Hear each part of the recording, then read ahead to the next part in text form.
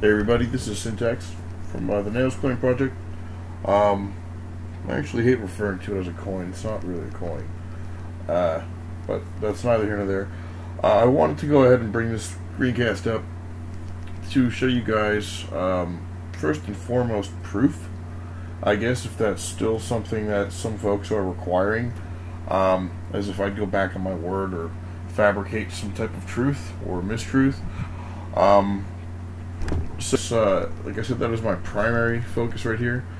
Secondary is to maybe showcase a little bit of what we're working on. As you can see right in front of you right now is the wallet, and you know, that's the prime objective here, is to have a functional wallet. That is the keystone feature in, you know, the whole project, or else, you know, it's pretty much something fancy to look at. So with that being said, the most important part of this, the core, the wallet, I like to go ahead and demonstrate the capabilities of it and what we've been doing. You know, maybe explain a little bit about, you know, what's taken so long. As I walk through this with you, you'll see there's a bit of functionality in it, and maybe that'll give you a better idea as to why it's been extended so many times, I guess, from the point we originally thought we were going to release. You know, you can actually see it's a brand new interface, much nicer than what I did. I mean, I wish there was something like this, not, you know, trying to toot our own horn, but compared to version 1, I think this is worlds apart.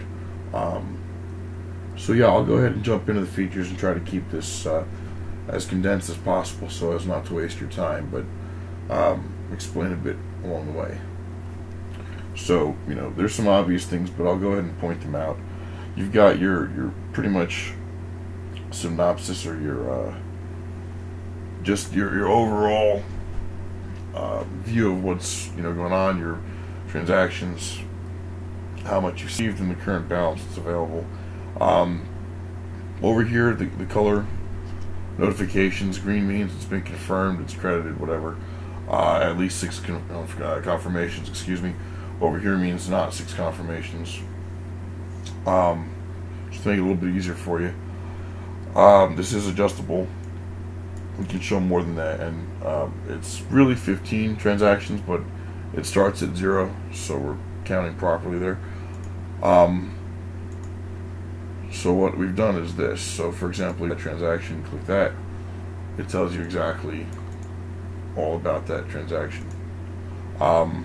We put this here because we had a lot of people saying it was a pain in the ass, and you know, it is kind of in some other wallets and in QT. You know, you want to figure out what your receive address is, you've got to go ahead in there and click, right click, copy, paste, whatever. This right here will be a copied clipboard on selection. You know, there's obviously going to be a few little quirks and details we haven't worked in there yet, but yet again, I've rushed to do something that you guys can actually visualize instead of read about. So another cool thing is, if you hover over here, you'll see your balances of the local wallet, the exchanges and so forth, if they're enabled. The only reason CCEX isn't enabled is there was an issue with the API with fetching the balance, and I'm in contact with them to see if we can get that worked around. These are very, you know, explanatory buttons, whatever.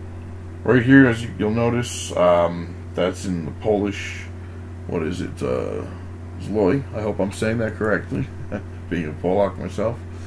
And if not, I apologize. What we've done is added the capability, considering we have a very broad spectrum of support that reaches beyond the United States, where we're from, in Canada. So we wanted to kind of make this as convenient, as informative and easy to use for other and so forth. So if you go down here, let's say we're going to choose, where are we? Oh, where the hell's the euro? Am I losing it? There, euro. Okay. So choose euro, no problem. And then you'll see up top within a few seconds, because that's when it refreshes and checks. It'll tell you your equivalent in euros.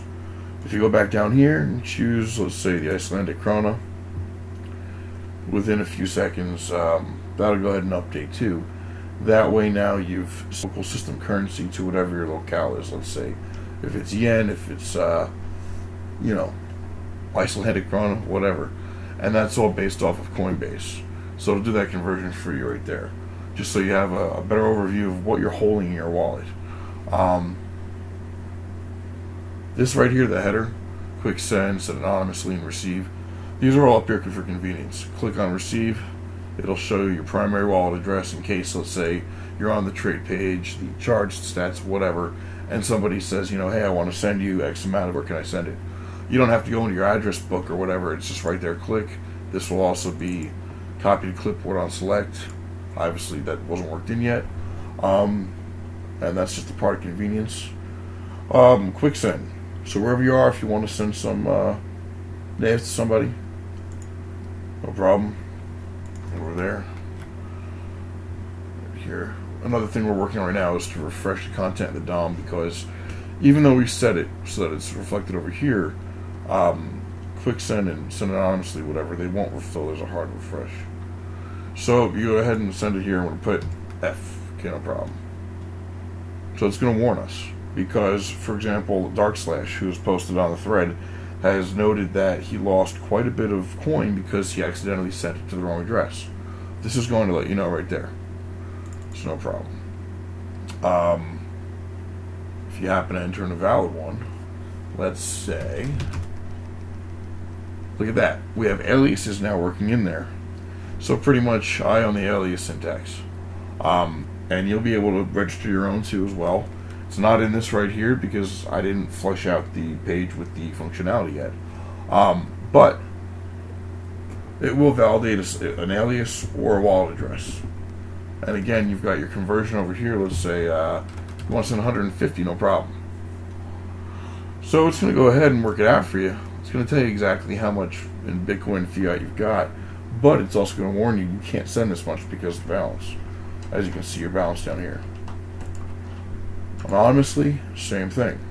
You've got your address validation here, whether it be an alias in the Neos alias system or an actual wallet address, and your conversion here.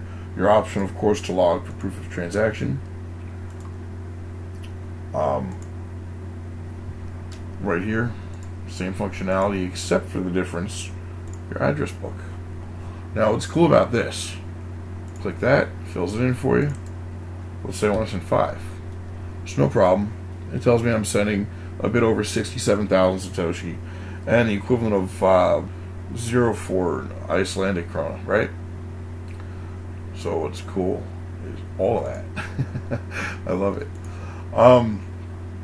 So right here, if you want to create a new receiving address in your wallet, let's say Bitcoin Talk loves Neos.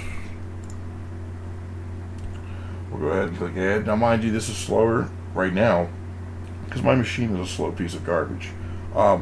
Further, it's not compiled, so it's not as quick as it will be upon release. Let's say you had a bunch of addresses here. Search, what's Farks? Oh, there it is. This again right here will be copy to clipboard. No problem. Transactions, you've got all of your transactions here. Click on the transaction ID, brings up the info. Your address book. So I added Fark. So let's go over to here. And let's say I'm going to add my brother Jim. Okay. Over here, we're going to say I want to add Sally. These are awesome names, by the way. Like I'm creating a 70s documentary, Sally.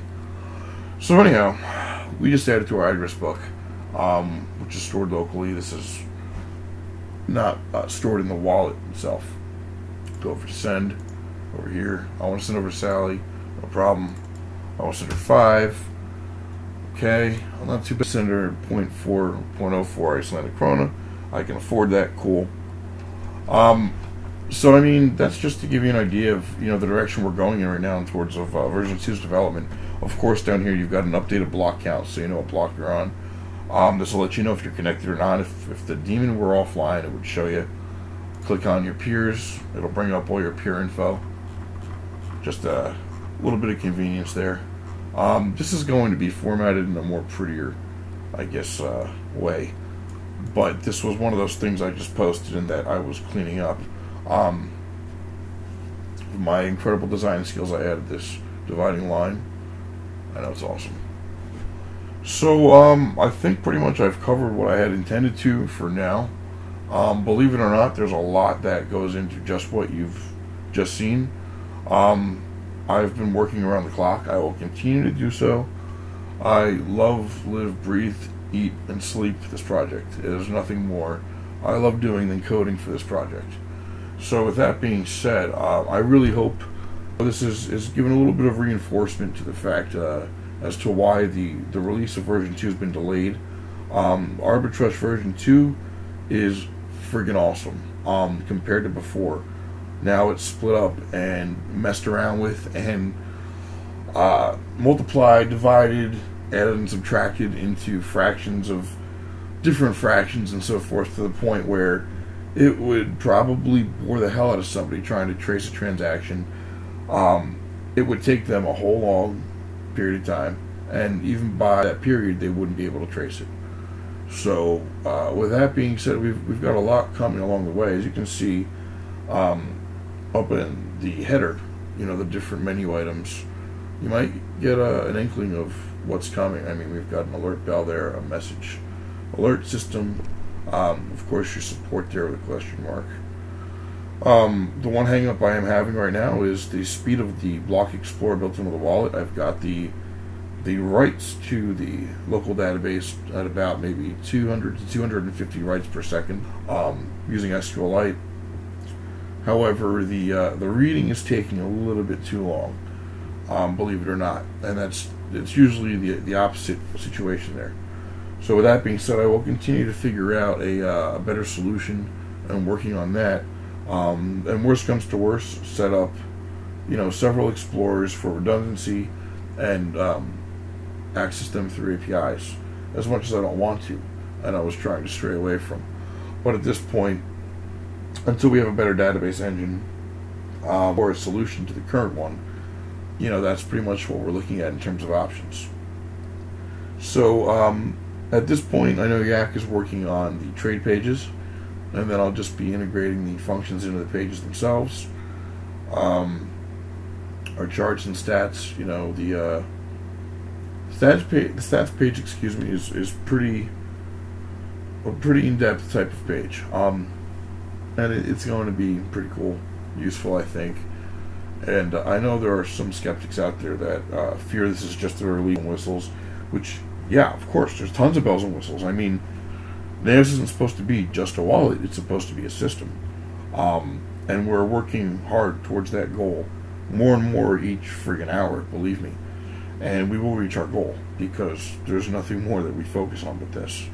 You know, so I don't anticipate a release stretching out further than maybe several days. I mean, the bulk of it was the wallet for the most part, aside from the few quirks that I've already mentioned. One of them, we're in good shape here, you know, and believe me, I'm not slouching or slacking in the slightest bit. Neither is Jack. Fark's already modified the Coinbase to add a few new features into that itself directly, and you know, we're really trying hard for you guys. So with that being said, if anybody has any questions, suggestions, or comments, you know, feel free, you know where to find us. The best place to speak with us is probably IRC on Freenode, #NeosCoin, because even though we're big, we're pretty responsive in there. So that is pretty much it for now. I hope that was clear enough, and you know, you guys have a better sense and a more comfortable feeling when you leave watching this. And thank you very much for your support as always. It is sincerely appreciated. Take care.